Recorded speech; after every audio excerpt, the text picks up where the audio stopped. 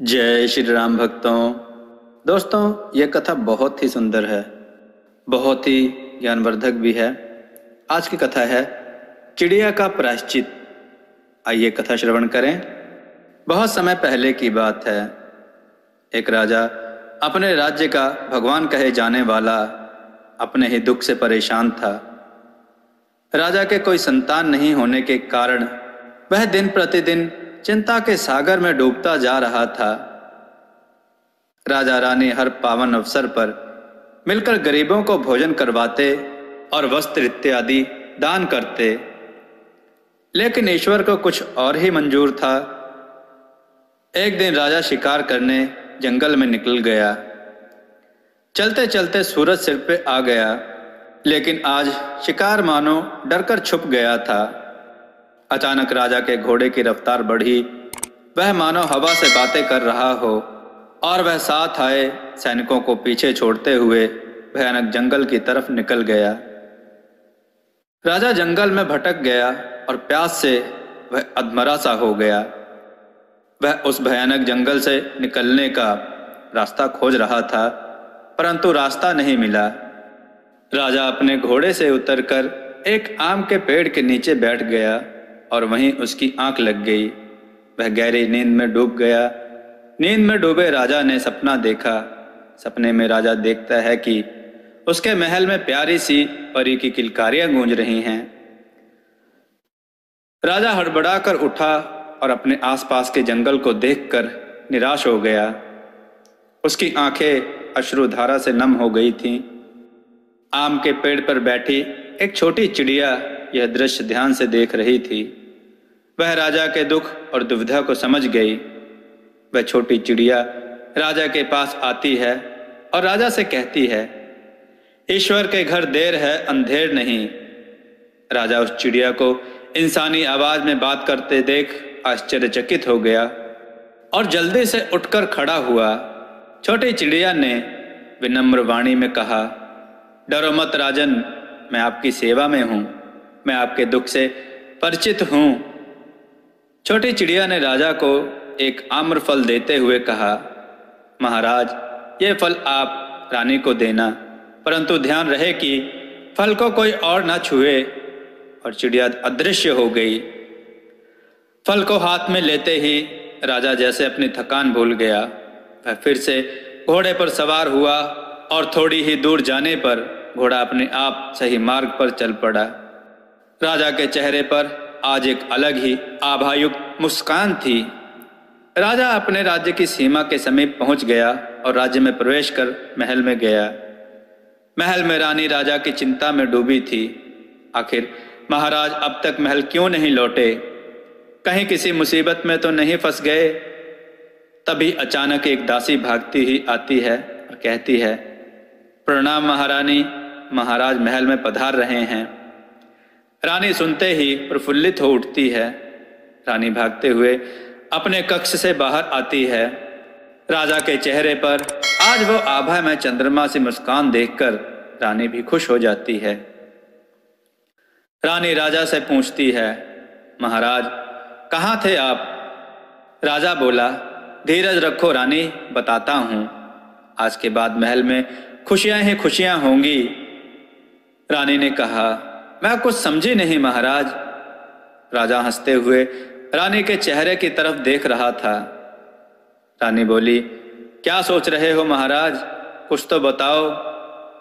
राजा ने कहा, बताता हूं। यह कहते हुए राजा जंगल में घटित हुई संपूर्ण घटना रानी को बताता है और रानी को आम्र फल देते हुए कहता है, रानी आप इसे खा लेना, परंतु ध्यान रहे कि इस फल को कोई और छू ना पाए। राजा के कहे अनुसार रानी फल को खा लेती है। रानी के फल खाने के ठीक 10 दिन बाद रानी का स्वास्थ्य बिगड़ने लगता है। रानी को चक्कर और उल्टियां आने लगती हैं। राजा घबरा जाता है, कहीं उस फल में तो कुछ नहीं था।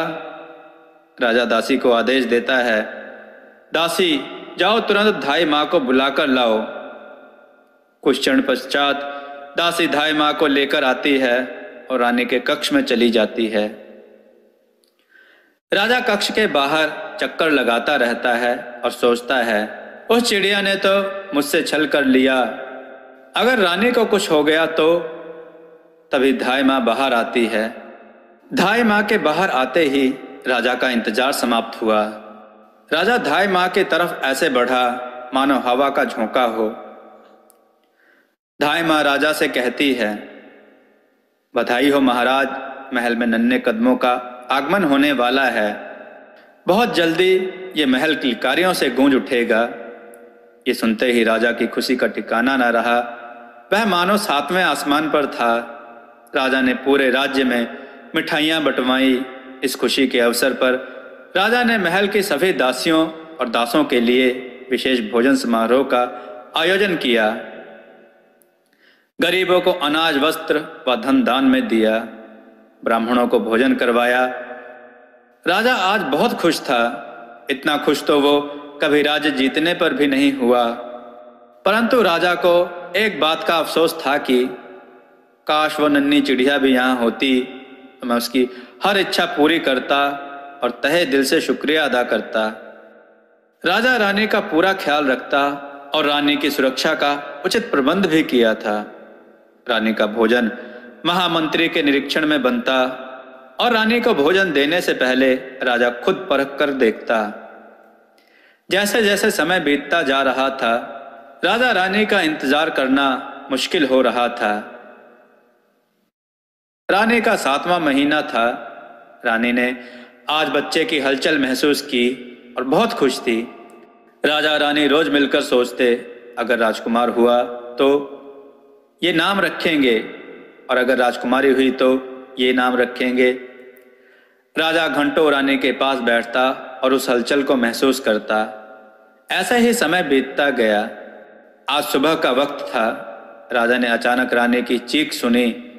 एक दासी राजा से आकर कहती है, महाराज, महारानी असहनीय दुख से पीड़ित हैं। राजा ने दासी से कहा, तुरंत धाई माँ को बुलाकर लाओ। और राजा रानी की कक्ष की तरफ बढ़ा। दासी तुरंत धाई माँ को लेकर रानी के कक्ष में आती है। राजा के लिए आज ठीक वही दिन था जिस दिन रानी का स्वास्थ्य बिगड़ गया था। राजा उस दिन की तरह कक्ष के सामने आगे पीछे चक्कर काट रहा था। उसका हृदय गाड़ी के इंजन की भांति धक धक कर रहा था। 10 से 15 मिनट और फिर आधा घंटा बीत गया। राजा की चिंता अत्यधिक बढ़ गई। तभी रानी के कक्ष से बच्चे के रोने की आवाज आती है। धाई माँ कक्ष के बाहर आती है और राजा को बधाई देते हुए कहती है, बधाई हो महाराज, महल में नन्ही परी आई है। लक्ष्मी के कदमों से यह महल पावन हुआ है। राजा खुशी से गदगद हो गया। उसने अपना कीमती हार उतारकर धाई माँ को दे दिया। बरसों बाद ईश्वर ने राजा रानी की सुनी है। आज महल मानो खुशी से चहक उठा हो। चारों तरफ खुशियां ही खुशियां थी। राजा मन ही मन उस छोटी चिड़िया का शुक्रिया अदा करता रहा। राजा रानी के कक्ष में गया और रानी को बधाई दी। राजा ने अपनी राजकुमारी को हाथों में लिया और उसको चूमा। अलका, अचानक राजा के मुंह से नाम निकला। अलका है मेरी राजकुमारी का नाम। राजकुमारी मानो कोई अप्सरा लग रही थी। उसके उस निश्चल मनमोहक मुस्कान से मोहित हुए कोई बच नहीं सकता था। उसके वो नन्हे हाथ मानो सबको अपनी ओर खींचते हुए प्रतीत होते हैं। राजकुमारी के चेहरे पर एक अलग सी आभा थी। यह दृश्य रानी के कक्ष की खिड़की पर बैठी वही छोटी चिड़िया बड़े ध्यान से देख रही थी और राजा को खुश होते देख वह भी खुश हो गई। वह छोटी चिड़िया हमेशा उसी खिड़की से रोज राजकुमारी अलका को देखा करती थी। वह राजकुमारी का ख्याल रखती थी। जैसे जैसे वक्त गुजरता गया, चिड़िया और राजकुमारी में दोस्ती बढ़ती गई। चिड़िया राजकुमारी को रोज एक राजकुमार की कहानी सुनाया करती थी। बचपन से सुनते आई उस कहानी के राजकुमार से राजकुमारी मन ही मन प्रेम करने लगी थी। वह रोज उस कहानी को सुने बिना नहीं रह पाती थी। राजकुमारी छोटी चिड़िया को अपनी सबसे अच्छी दोस्त मानती थी। अपनी हर भावनाएं चिड़िया को बताती थी, परंतु राजकुमार से प्रेम वाली बात वह चाहकर भी नहीं बता पाई।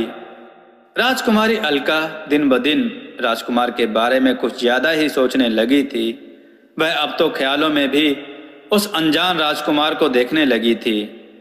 अब राजकुमारी उस राजकुमार की विरह अग्नि में जल रही थी। ख्यालों में भी राजकुमारी उस अनजान राजकुमार की छवि देखती थी। मन इतना विरक्त था कि प्राणों की भी सुध बुध ना रही। वह मानो बिन पानी की मीन हो गई थी। राजा राजकुमारी की इस दशा से अत्यंत दुखी हो गया। उसने महल में शांति होम कराए, बड़े बड़े ज्योतिषियों को बुलवाया, परंतु कोई भी राजकुमारी की इस दशा के कारण का पता ना लगा पाया। राजा की चिंता अत्यधिक बढ़ गई थी। राजा मन ही मन सोचता था कि मेरे साथ ही ऐसा क्यों होता है। ईश्वर ने औलाद दी, परंतु मेरी परी राजकुमारी अलका की खुशियों को ग्रहण लगा दिया। हे ईश्वर, क्या यही तेरा न्याय है? छोटी चिड़िया राजा को इस दशा में देखकर बहुत दुखी हो जाती है। छोटी चिड़िया को तो राजकुमारी अलका की इस मनोदशा का पता था, क्योंकि वही तो राजकुमार को राजकुमारी के सपने में आने के लिए मजबूर करती थी। छोटी चिड़िया पिछले जन्म में उस राजकुमार के राज्य का एक ज्योतिषी थी, जिसने झूठ बोलकर दो प्रेमियों को अलग किया था। अलग होने वाले प्रेमियों में राजकुमार वहां के राजा संजय सिंह का पुत्र था और राजकुमारी अलका राजा के सेनापति की पुत्री थी। राजकुमारी अलका का पिछले जन्म में नाम था ललिता। वह अपने नाम के ही अनुरूप सुंदर, सुशील, काली जुल्फों से झांकता हुआ वो प्रभामय मनमोहक चेहरा, खंजन नयन, वो हिरनी सी चाल, आकर्षित करती ही वो मुस्कान, लाल सुर्ख होठों से साफ झलकती थी। ललिता मानो हूर की परी थी। राजकुमारी वही अपने पिता सेनापति के साथ राजमहल में रहती थी, जिससे ललिता को शस्त्र ज्ञान भी था। वह हर काम में निपुण थी। हर कार्य को दक्षता से करने के कारण राजकुमार का दिल ललिता पर आ गया। वह उसे ही अपनी किस्मत समझता था। राजकुमार के मस्तिष्क का तेज ललिता के हृदय के पार हो चला था। दोनों ही एक दूसरे को मन ही मन अपना भाग्य मान चुके थे। राजकुमार की चाहत इतनी थी कि वह रोज ललिता के लिए प्रार्थना करता और कहता, हे ईश्वर, मुझे ललिता की ही चाहत बनाना। ललिता और राजकुमार का वैवाहिक संबंध मुमकिन नहीं था, क्योंकि वह किसी राजघराने से नहीं थी। ललिता को हमेशा डर रहता था कि वह राजकुमार की कभी नहीं हो पाएगी। जिसका उसको डर था, असल में हुआ भी वही। राजकुमार के लिए राजा ने राजकुमारी मोहिनी के रिश्ते के लिए प्रस्ताव रखा, परंतु राजकुमार रिश्ते के लिए राजी नहीं था, क्योंकि राजकुमार ने राजा को अपने और ललिता के रिश्ते के बारे में बता दिया। राजा को यह कदापि मंजूर ना था। राजकुमार ने भी मरने की जो कसम खाई थी, वह किसी दूसरे रिश्ते के लिए कभी भी राजी नहीं होता। राजा ने मन ही मन बहुत सोचा और बहुत सोचकर राजा ने इस रिश्ते के लिए हामी भर दी। प्रेम में डूबे राजकुमार को मानो अब समंदर हासिल हो गया था। राजा ने ज्योतिषी को बुलवाया और उसने कुंडलियों को ठीक उसी तरह बेमिलान किया जिस तरह राजा ने कहा था। ज्योतिषी राजकुमार और कुमारी ललिता की कुंडली को देखते हुए कहता है, असंभव, यह विवाह असंभव है। अगर ऐसा हुआ तो राज्य का विनाश हो जाएगा। कुमारी ललिता को काल दोष है। अगर इसका विवाह राजकुमार विजय से हुआ तो राज्य प्रलय में डूब जाएगा। मां भवानी का प्रकोप इस राज्य को अंधेरे से घेर लेगा। राजकुमार ने हकलाते हुए कहा, ये क्या बोल रहे हो पंडित जी? कुंडलियों को देखकर बताओ, अपने मन की कहानियां मत बताओ। ज्योतिषी ने बोला, क्षमा करें राजकुमार, परंतु ये मैं नहीं, कुंडलियां बोल रही हैं, जिसको मैं झुठला नहीं सकता। राजा मन ही मन खुश होते हुए, पंडित जी एक बार और देख लीजिए। ज्योतिषी कुंडलियों की तरफ नजर फेरते हुए, क्षमा करें महाराज, परंतु यह वैवाहिक संबंध संभव नहीं है। राजकुमार विजय के तो सुनते ही मानो प्राण ही निकल गए। वह उठकर अपने कक्ष में चला गया। राजा और ज्योतिषी दोनों उठे। राजा ने ज्योतिषी का धन्यवाद किया और उनको उनकी दक्षिणा दी। दक्षिणा लेते हुए ज्योतिषी मन ही मन बहुत दुखी हुआ कि मैं तो संबंधों को जोड़ता हूं और आज यह मैंने क्या किया। परंतु क्या करता, राजा का आदेश जो था। राजा बहुत खुश था। वह राजकुमार के कक्ष में जाता है और राजकुमार के पास बैठ जाता है। राजकुमार के कंधे पर हाथ रखते हुए राजा कहता है, भाग्य का लिखा कोई बदल नहीं सकता। राजकुमार रुंधे हुए गले से, परंतु पिताजी, भाग्य को जुदा ही करना था तो मिलाया ही क्यों? नहीं रह सकता मैं ललिता के बिना।